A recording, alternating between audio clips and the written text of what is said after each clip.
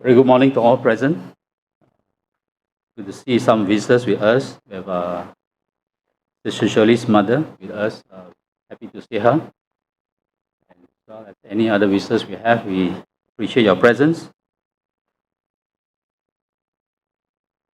Today we'll be looking into this topic, the Bible and debt.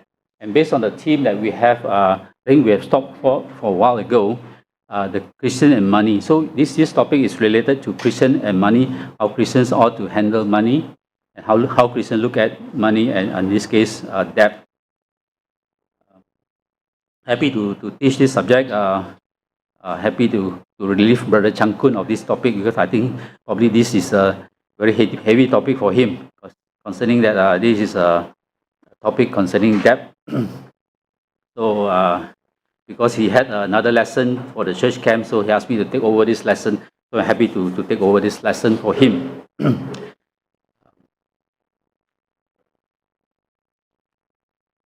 We will be covering things like introduce what is debt,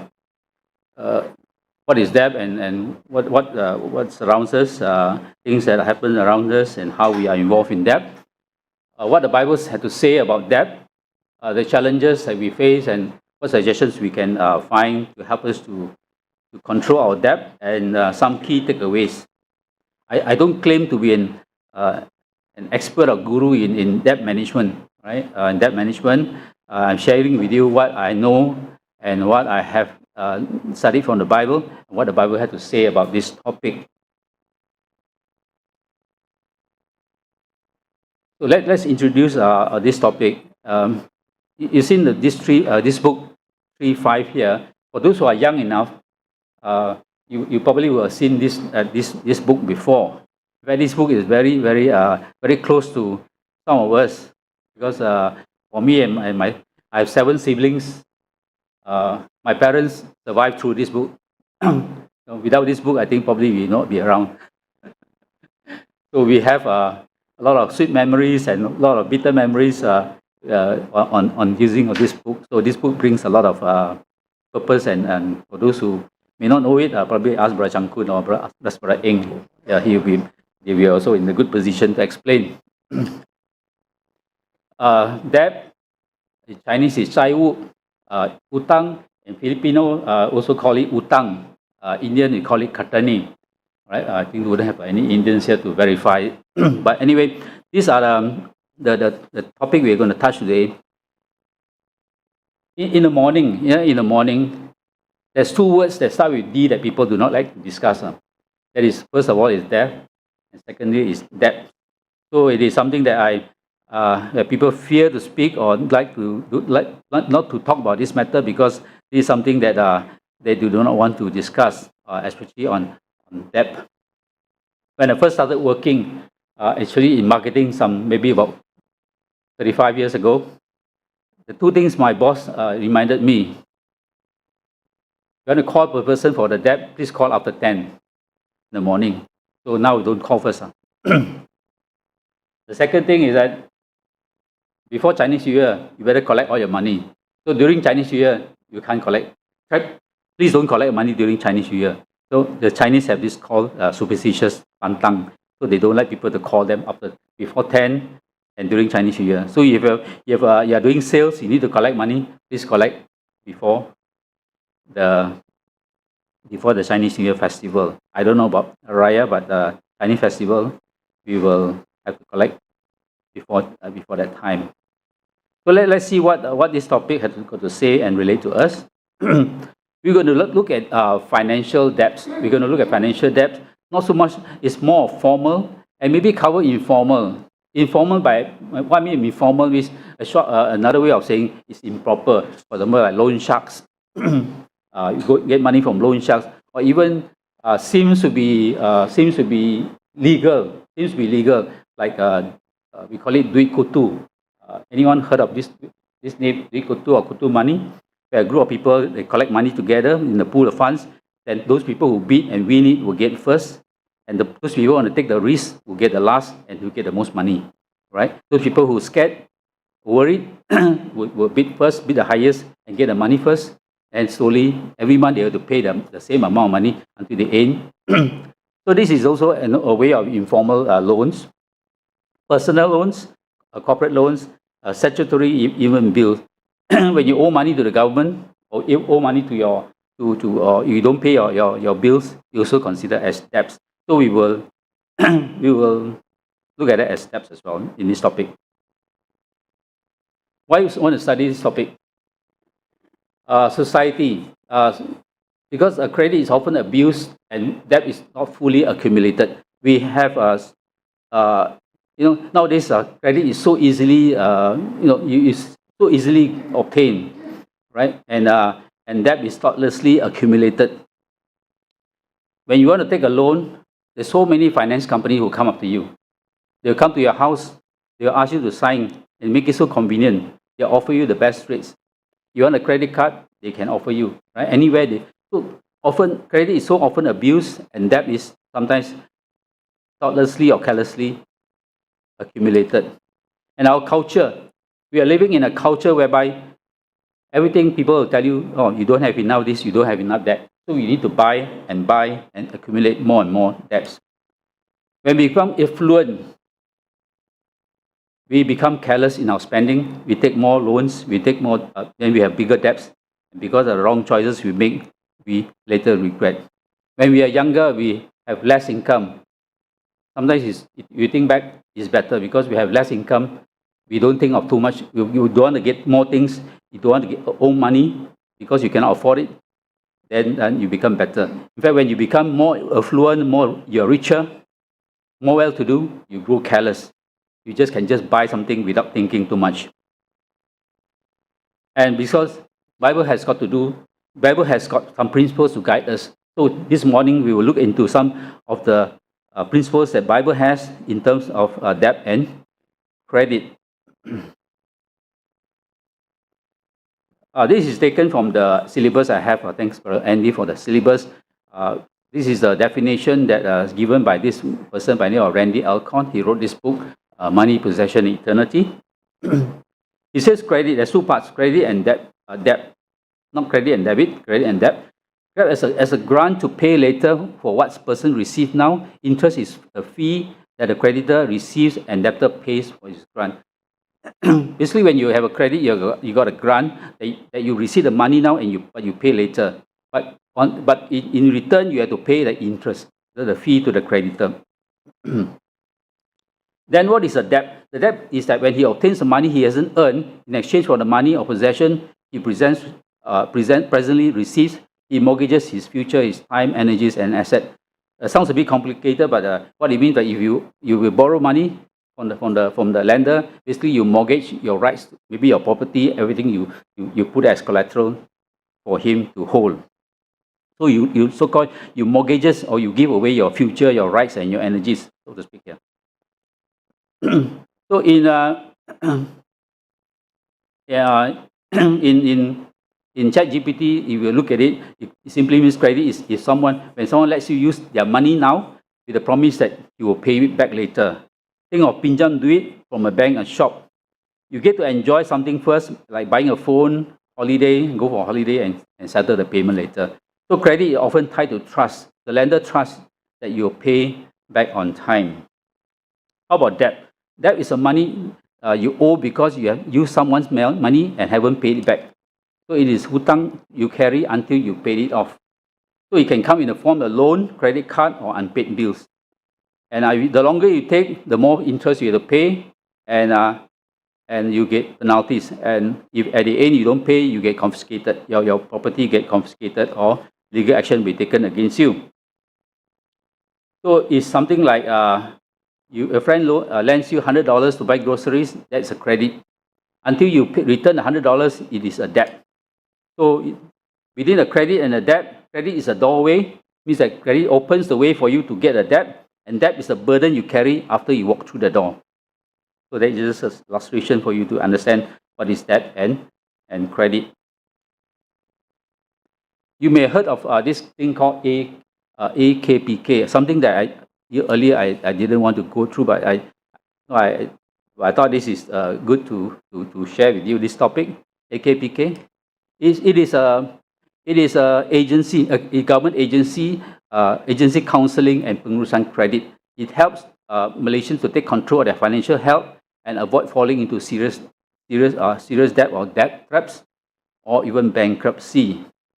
So it is a non-profit organization agency offering free service to individuals and small businesses. So AKPK is something that is legal. If you have any issues on loans, you can approach them for advice.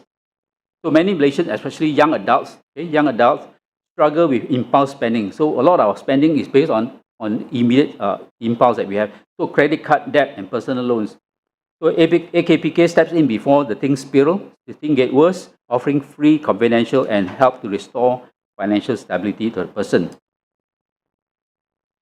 So in short, that is a serious problem in most countries, even in Malaysia, right? Even in Malaysia, in other countries as well. So in 2018 to 2023, Malaysia's household debt, I'm looking at household debt, means the debt of the house.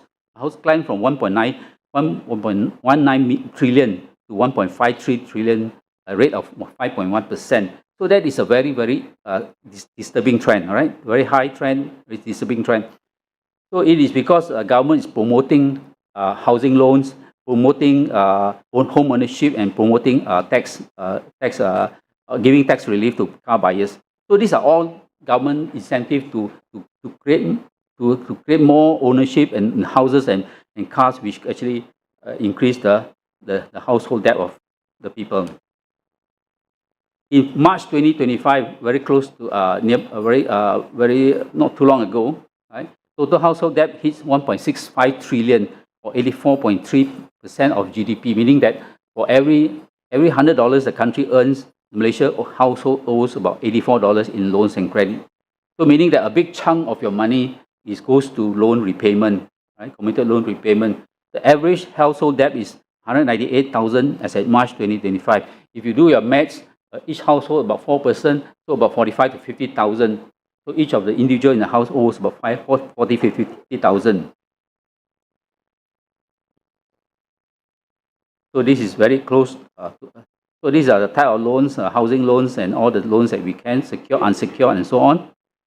So this is another picture of a situation in the region, right? Thailand and Malaysia is very high in terms of the loan household debt ratio as per GDP. Indonesia and Philippines are lower because the calculation doesn't take into account the non-banking loans. Okay? Non-banking loans are taken out, so that's why the rates are so low, so very different. But you look at the other chart, you look at it, most of our household debts goes into housing. Okay, housing then goes to the car loans, the personal loans, and also credit card. But these are more or less these are 2021 figures, which is not far different from the current figures.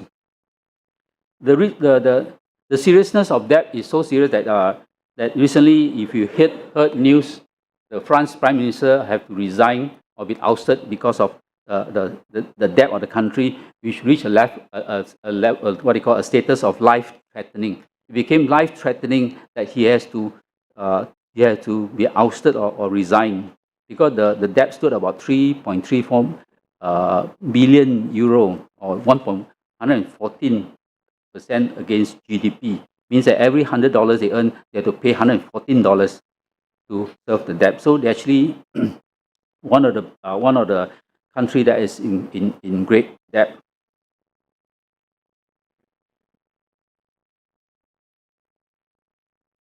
What are the problems created by excessive debt? Financial ruin. When you face financial ruin, of course, the thing that comes to you is poverty. You become poor, right? Another thing that worse than poor is that you get sued, or you can be what they call you can be called a bankrupt, right? Today, I believe that the threshold of bankruptcy is 100,000. So, Eunice, is it correct? Today, the bankruptcy, for you to declare as a bankrupt, your threshold is 100,000. You owe someone 100,000. And worst thing is that when you lose your asset to the creditor, the creditor comes and confiscates the assets, all the things that you owe them, including those things that maybe you do not owe them, but because they need it, because to cover their loans, they have to take it from you. So that is a financial ruin. Death traps, taking out new debts to cover existing ones, creating a cycle of increasing financial obligations. When you have a credit card and you owe, let's say you owe the bank $10,000, they will keep on calling you, say that, do you want to refinance the 10,000? You receive such a request. So this is called, you take new debts to cover existing ones. So for example, you have a loan from a bank, for you to cover that, you take a new loans to cover that old loan. So creating a never-ending cycle of increase of financial obligations. Stifle wealth accumulation. Those income that you can use for investment, for savings, and other good use will be directed to loan repayments. So you don't have much left for other good purpose. Mental and health issues. So when you have a health issue, and you have a debt issue, especially those who are serious, you may have a lot of physical and health issues, right? So chronic debt stress leading to anxiety, depression, and maybe suicide, right? So this thing can happen if a person, suddenly you see him, his hair turn grey, for example, his turn all of a sudden. So you can see that probably he is under a lot of anxiety. And social exclusion. When you have a burden of debt, there's a tendency for you to have what you call as a social withdrawal syndrome. Okay? You don't want to meet people because you have not enough to spend. So you may not want to mix with people because you have a feeling of you have a feeling that you may not be able to afford the things that they do. And also there's a strain to your family because you cannot spend what you need to spend. Okay, this is what we are interested this morning. That is what the Bible got to say about that. So the Bible is not shy or do not stay away from the topic of money. Stewardship means handling of money, handling of possession, and also it's not shy away from the topic of debts. The scripture does not forbid debt outright. Okay, does not forbid. It is maybe like we call it. It's not a sin to commit to acquire a debt, but it consistently caution against careless borrowing, highlight spiritual risks, and calls for wisdom, restraint, and integrity.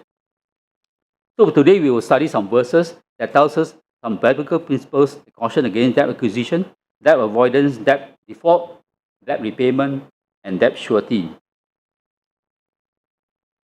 Let's start with the first one, that is the debt acquisition.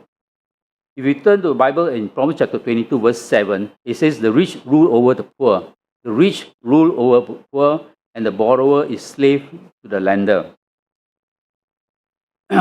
This gives an idea that debt creates a servitude. Servitude means a person becomes enslaved. A person has to serve.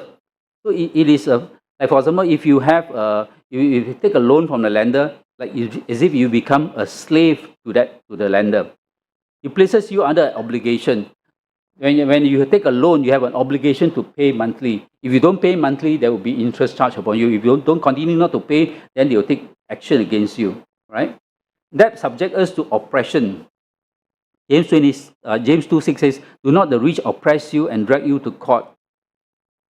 The lender, the bank, for example, if you don't pay, they can drag you to court.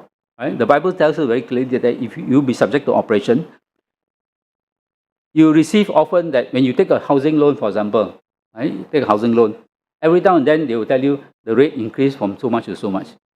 Right? Or let's say you take a loan for 20 years. Every quarterly, every yearly, they will tell you the rate increase. Right? So you'll be subject to oppression. Right? It places you under obligation that you have to pay every month. So in a sense that you become a slave to the lender. In those days, right? In those days, in the first century or in the Old Testament, when a person borrow the money, actually because he actually mortgaged himself, right? Especially the big debt, he became a slave to the lender, right? Literally a slave to the lender. The scripture that supports this is that Matthew 6:24, no man can serve two masters, for either he will hate the one and serve the other. You cannot serve God and mammon. So when you have unnecessary debt, for example, you take more than what you can afford, you risk shifting your allegiance to the lenders. All your mind, whatever you think of every day, you'll be thinking how to repay back the lender. You become like a slave to that master, the lender. Everything you think of, you save your money, you spend your money, you earn money. All you'll be thinking of is to how to repay the debt. So your allegiance becomes your allegiance change, right, from God to the lender. You will not think about, okay, how much you want to give to God, how much you want to give for your benevolence work, how much you want to support the church work, the mission work, and so on. But rather, you have always been thinking of how to repay the debt. So you become a slave, right, in a way, to the lender. In Luke chapter 14, verse 28, it says, count the cost. Right? Before you build a tower, before you build a tower, you need to count the cost. So before you acquire a debt or take a debt, you need to count the cost. You need to count, to see whether you have the means to pay back, whether the loan is too big for you, whether the loan is necessary. Right? Count the cost before you take the loan. So these are Bible advices against debt acquisition. Then against debt default. When you take a debt, when you have acquire a debt, then you need to pay. The Bible in Psalm chapter 37, verse 21 says, the wicked borrows but does not repay, but the righteous is generous and gives. What does it tell us? Failing to repay a debt is just not a poor financial practice. Even it is a moral failure, right? And Scripture ties repayment to righteousness and generosity to godliness. Borrowing with no intention to repay is wicked. Financial responsibility erodes spiritual credibility. In Proverbs chapter 15, verse 9, God says, God hates the way of the wicked. When you don't repay, it's considered wicked. So wickedness is sin. So when you don't repay, it is a sin, right? Because God hates that. The righteous aren't just debt-free. They are free to give generously. So in this passage also tells us that when you're debt-free, you're able to give. You're able to give generously. And this is what Christians ought to do. We must have enough to give freely. And Christians ought to live within the means so that they can be a blessing to others. So if you always be in debt, you will not have any money or enough sufficient resources to give to God in the first place and give to others. The caution against debt default. When I read through the book of Romans chapter 13, actually my focus is on Romans chapter 13 and verse 8. Owe no one anything except to love one another, for he who loves another has fulfilled the law. So if you look at Romans chapter 13, verse 1 to 2, it says, let every person be subject to the government authorities. For where there is no authority except from God, for there is no authority except from God, and those that exist have been instructed by God. Therefore, whoever resists the authorities, resists what God has appointed, and those who resist will incur judgment. So if you look at this, and it relates to actually Romans chapter 13, verse 8, it says, because debt involves legal or governmental systems. Okay, when you take a debt, you have to sign an agreement, and that agreement is sanctioned by the government, right, through a law or an act, right?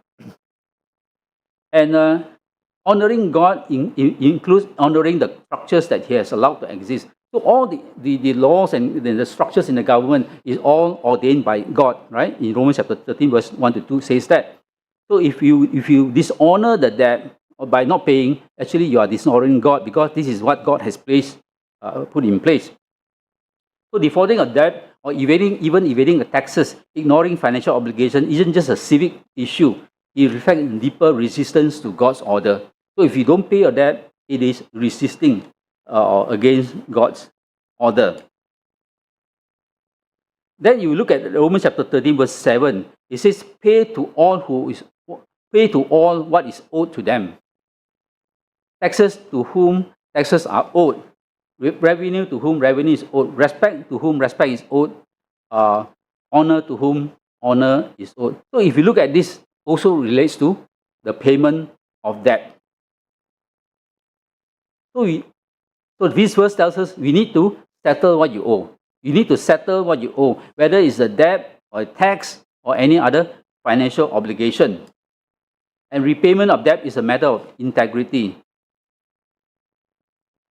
And you look at it, right? Respect to whom respect is owed, honor to whom honor is owed. So if you don't pay your financial obligation, you do not pay your loan repayment, it is actually not only an integrity issue, but also not respecting the lender. Okay, Romans 13, verse 8 says, owe no one anything except to love each other, for the one who loves another has fulfilled the law. Okay, this is interesting because when you look at it, owe no one anything, you think that you cannot absolutely owe anything to anyone. Okay? Owe no one anything basically is a spiritual caution. It's a caution against owing. Okay? While borrowing is not sinful, unwise, or avoidable, debt is discouraged. So you manage your money well to stay debt-free so that we can give generously and fully serve God. We have studied this topic, godliness with contentment, I believe 2 weeks ago, right? Godliness with contentment, we stop measuring life by what we lack, but start treasuring what we have. So when we have godly contentment, right, we will try to make sure that we will try to avoid having debts. We will try to make sure that we will try to make sufficient all the things that we have, instead of buying more and more things, right, to please ourselves. Right? And 1 John chapter 2, verse 15 says, do not love the world or things in the world. So sometimes because of the love for the things around us, right, we keep on buying things because we want to please ourselves. We want to love the things that are around us. This is another interesting subject on concerning debt surety. Do not be one of those who give pledges, who put up security for debts. You have nothing with which to pay. Why should your bed be taken from under you? Don't hastily guarantee someone else's debt. Pledge means putting up personal assets as collateral. The scripture urges discernment before pledging.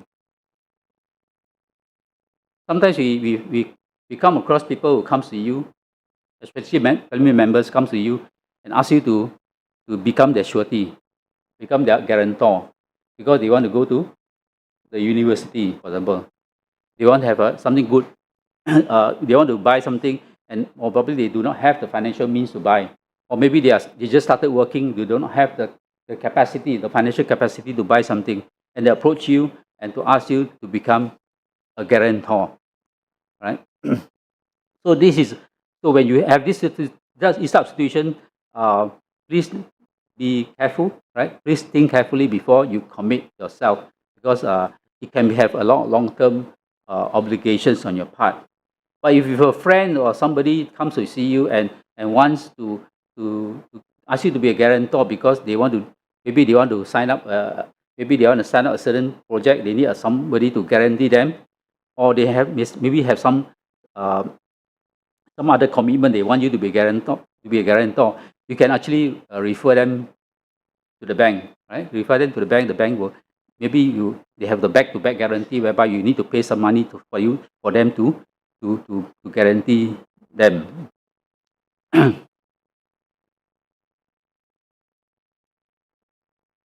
Don't commit beyond your don't commit beyond your means. Biblical stewardship isn't just generosity; is wisdom, restraint, and responsibility. So sometimes we commit to be a guarantor, to be a surety, because we thought, oh, it is a generous thing to do. It is a right thing to do, right? But you need to have practiced wisdom, control, right, or restraint or responsibility. That can strip away even your most basic comfort, personal security, financial decisions, have real tangible consequences.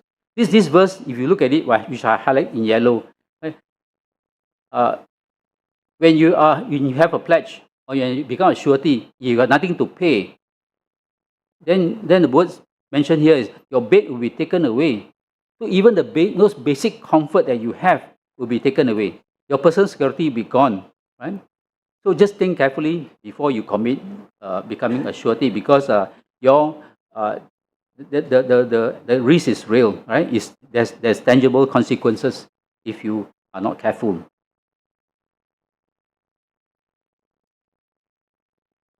In Proverbs chapter 17, verse 18, it says, "A man devoid of understanding, a man who do not have a good understanding, shakes hand in the pledge and becomes surety for his friend."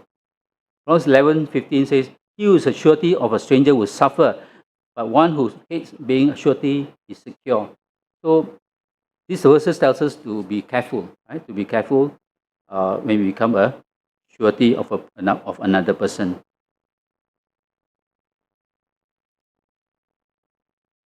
So that's all that I have on what the Bible says. And let's look at the challenges, right? The challenges.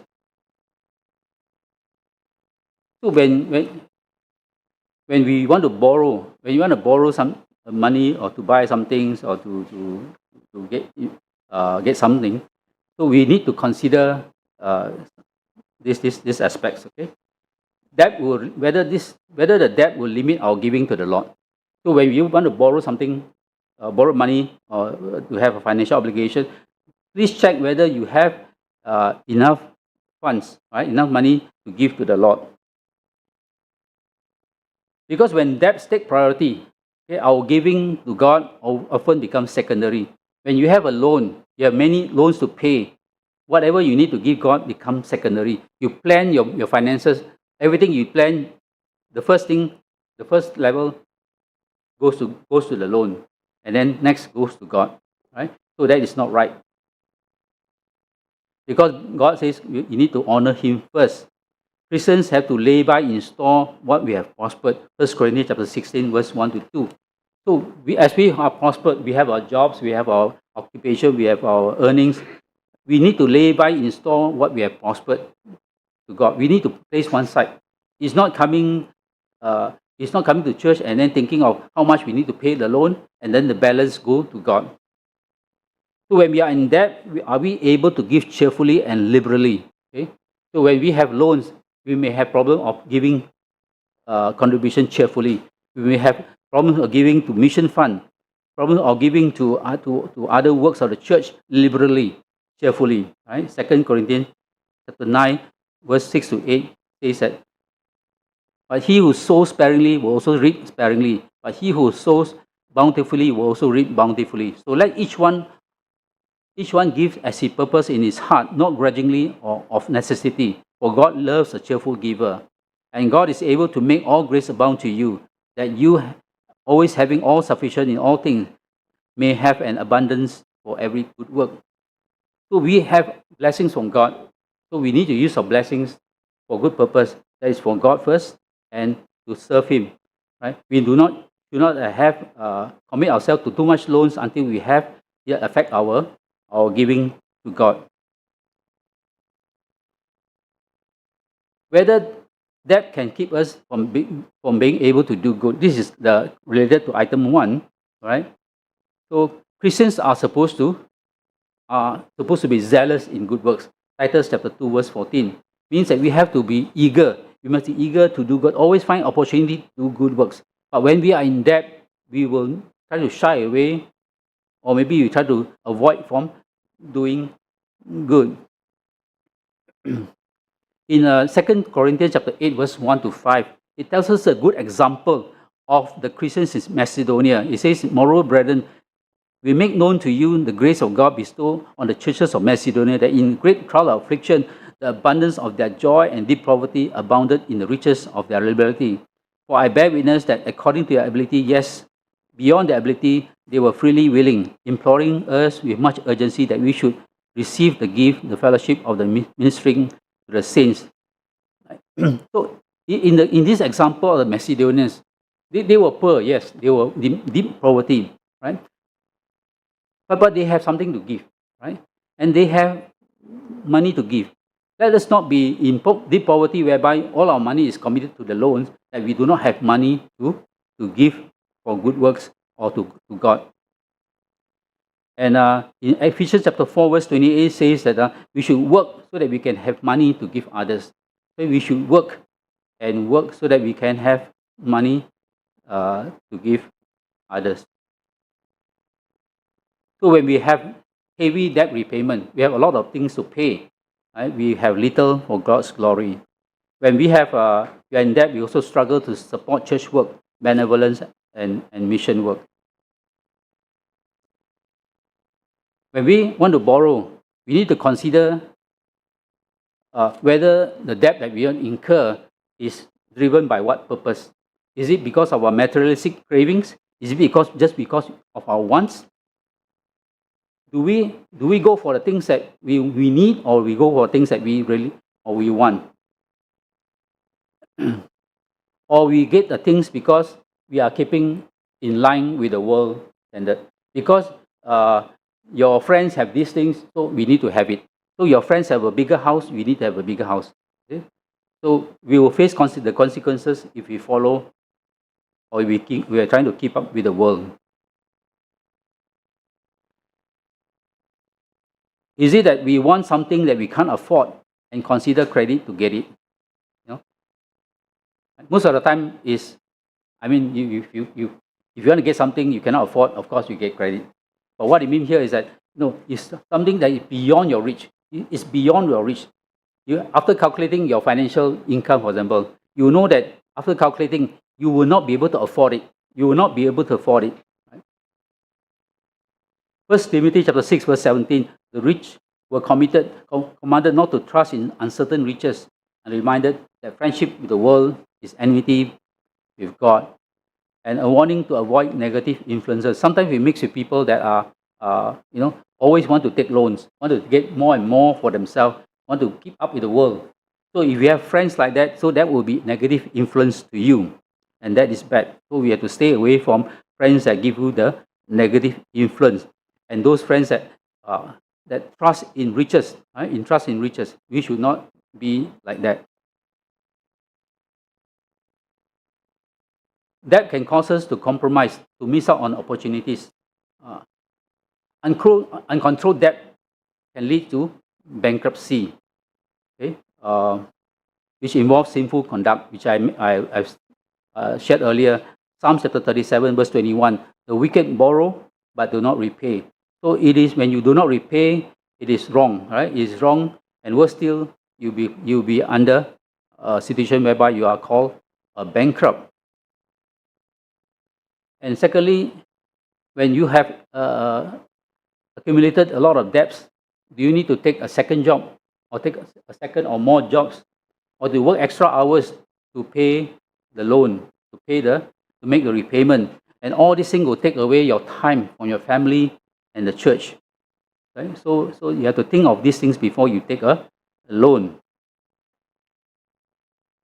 The next thing is very close to you. That is that may bring a hidden burden. That is your mental well-being. Okay, we call it.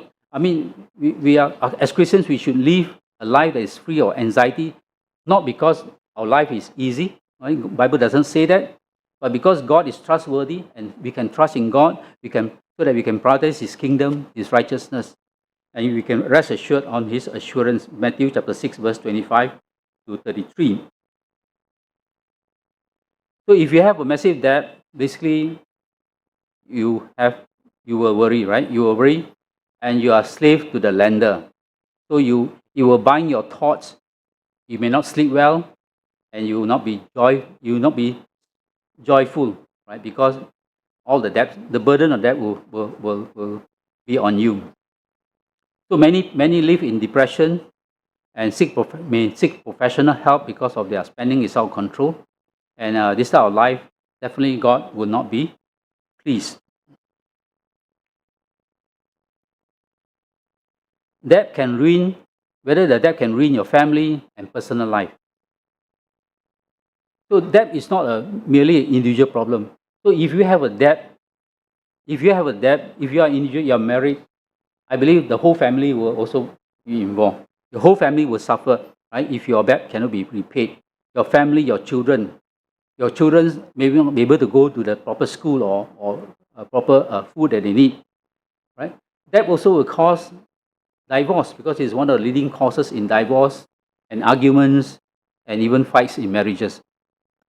And that shift the focus of a Christian home from spiritual values to material things. Everything they do is money, money, money because they need to have money to pay the debt. Otherwise, the creditor will come and take away their things, their possessions. So they have to focus on money and material things. And that makes a person very difficult to maintain a godly attitude. Right? He has to be materialistic because of the loan that he has to repay. And definitely God will not be pleased because this person or this Christian have divided loyalty. Right? His loyalty is placed on material things rather than God.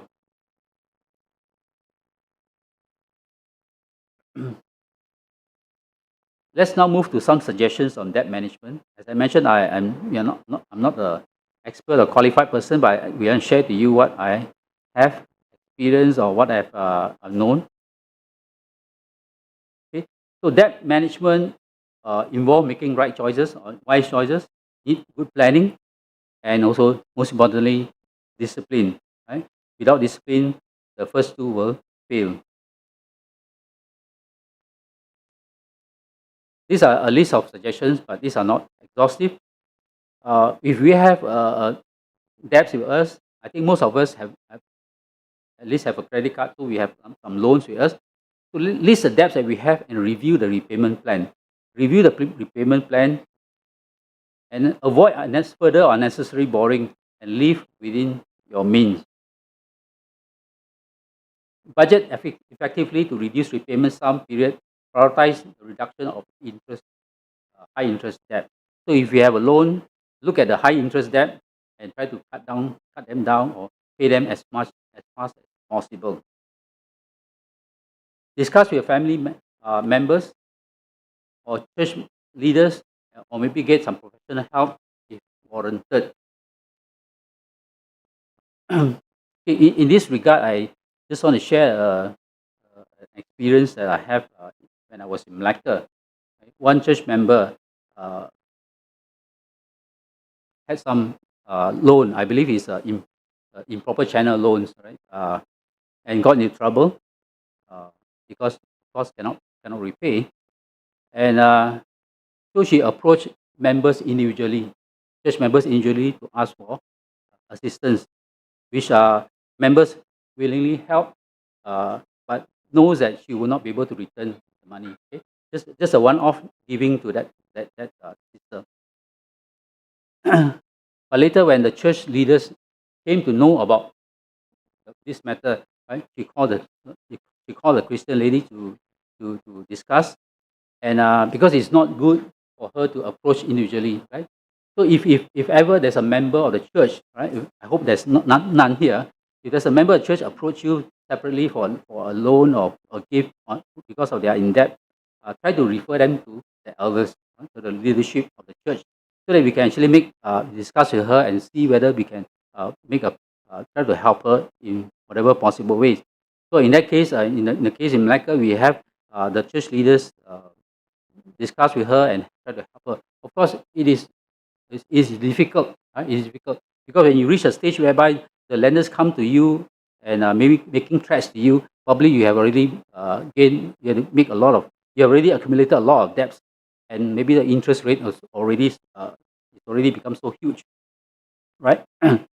So this is not good, right? It affected the Christian, it affected the church as well. So pray for financial decision, wisdom, ability to repay. So when we are about to make a big financial decision, for example, to purchase a house, where you have to pay for, or commit to pay about 30 years, for example, right? Ask God for wisdom. Ask God on to pray for your ability to repay the housing loan, for example. And most importantly, when you have that, don't forget to give. Don't forget to give God what is due to God. So in your planning for your repayment, remember that you need to also allocate the money for God as well. So some key takeaways. Is it possible to be debt free? Of course, in this modern world, we know that we need money, we need to buy something. Right? Previously, when you first started working, uh, we don't have enough money to buy anything. But today, those people who started work also cannot buy anything because when I first started work, the salary is so little, you cannot buy anything. But today, even though they have paid maybe the those that started work maybe at 3,000 or 4,000, they still cannot buy anything, right? They still have to get a loan to buy a house, to buy a car. But it's possible to be debt free. Many countries in the world are debt ridden, but we have countries like Liechtenstein and Brunei, maybe because they are rich, right? They are debt free. But it's possible, like Hong Kong, for example, they are also quite prudent in their spending. They spend sparingly, then they have debt, they spend carefully, and then they are able to manage that debt. So it is possible to be debt free. So being in debt is not a sin, right? As I mentioned, but prudent men would incur debt sparingly and carefully. Avoiding unnecessary debt, repaying what we owe, and seeking God's wisdom in financial matters are the acts of obedience and trust. So if we fail to keep our debt, fail to pay our debt, it is actually, God says, wickedness, right? So it's a sin. And Romans chapter 13, verse 8 says, it is not better not to borrow, right, if you are not able to pay. Wise stewardship builds debt discipline. Our debt discipline, the way we manage debt is not like we fight fire. When there's an issue, we scramble to fight the fire because we have a debt. So that is not the way we should act. Okay? Debt discipline means we know the debt we need to pay. We have plans to pay. We know how much we can afford, so we can plan to do it. So it's not a firefighting process. Right? When the debt comes and we fight fire.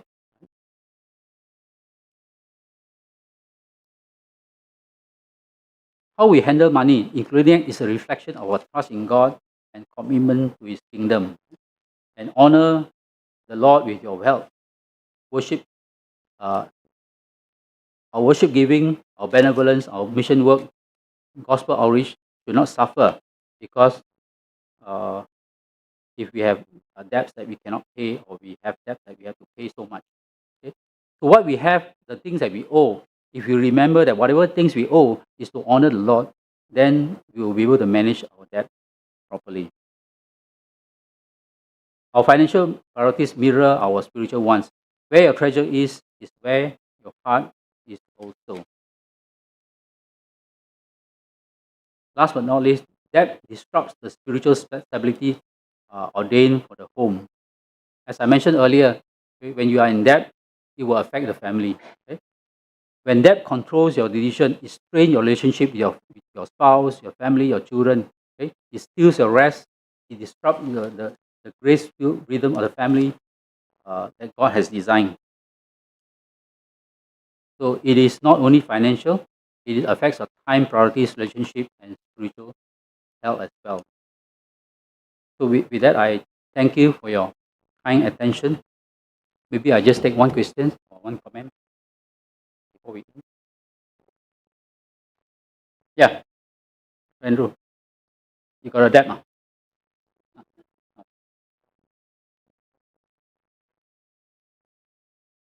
What's the name?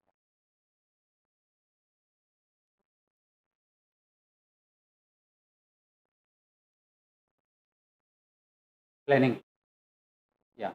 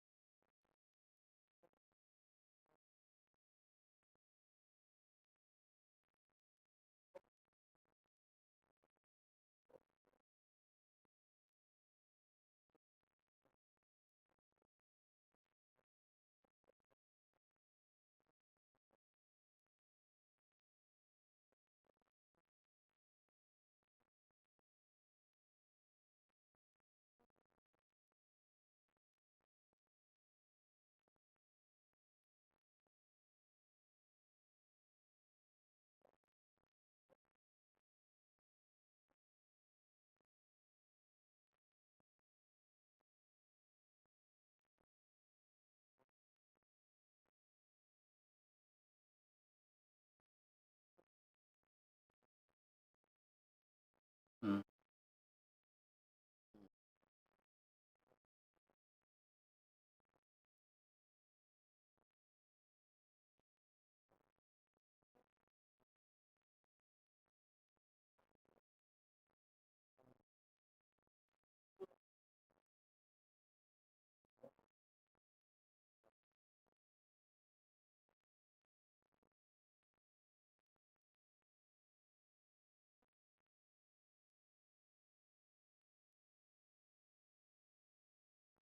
Okay.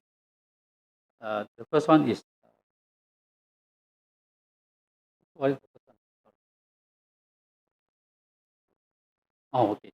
That verse actually you can look at it in many aspects of it. It's just basically a planning. It's a person who plans to build a tower must consider all the aspects first.